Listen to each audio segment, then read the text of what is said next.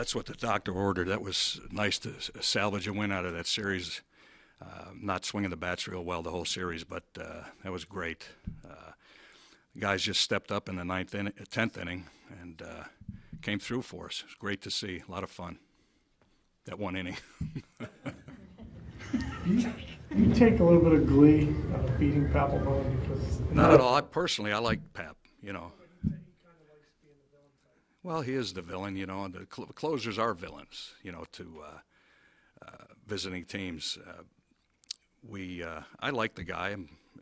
It's good to beat any closer, and I'm happy about that. You guys really went after Harper and didn't back away from him at all. Was there, with Murphy behind him, is it just? Well, when you got a guy hitting 450 behind him, it's tough. In that one inning when we brought in Araujo, it's tough to put him on base when you got Murphy, who's a real tough out. He grinds out at bats. He's hard to pitch to. You can't make mistakes to him. So at some point, you've got to try everything. We've thrown him soft. We've thrown him hard. Started him soft. Finished hard. Started him hard. Finished soft. The guy's just a heck of a good hitter. Galvis has largely struggled when you've put him in the leadoff spot this season, but when you see him come up in this sort of situation in extra innings and succeed, does it kind of reaffirm some of the reason that you wanted him in that spot in the order? Well, he's looked better. He started using that bigger bat, and he started looking better at the plate. And for lack of a better option, I just wanted to put him there and keep Hernandez hitting behind him. So it's good to see Freddie. Hits like that do wonders for confidence, and not only for Freddie, but for the whole team. It's nice to see us come back like that.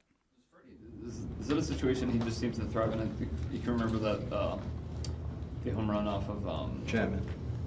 He hit a home run off Pap last year. Yeah, he's one of his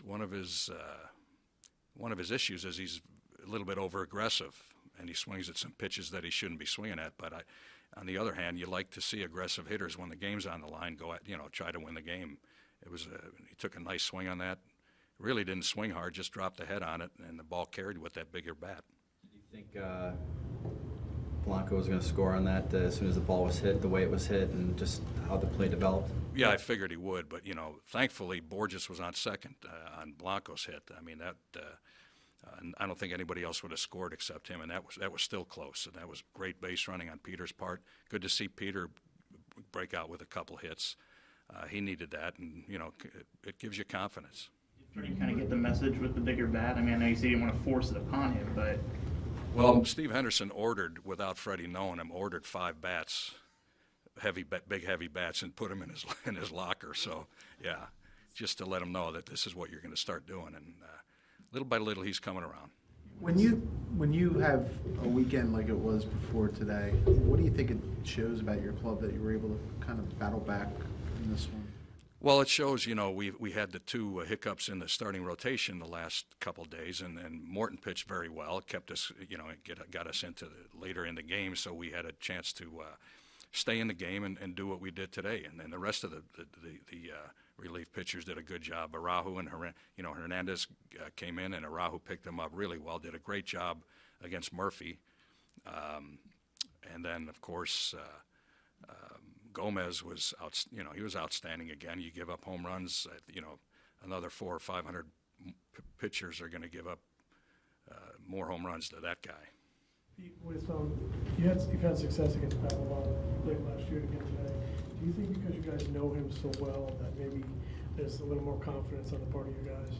I think that has something to do with it. I think we're familiar with him, and we know, he is the villain, and we know he means business, but we know he's a pretty good guy, overall. So is he a little less invincible as a pitcher because?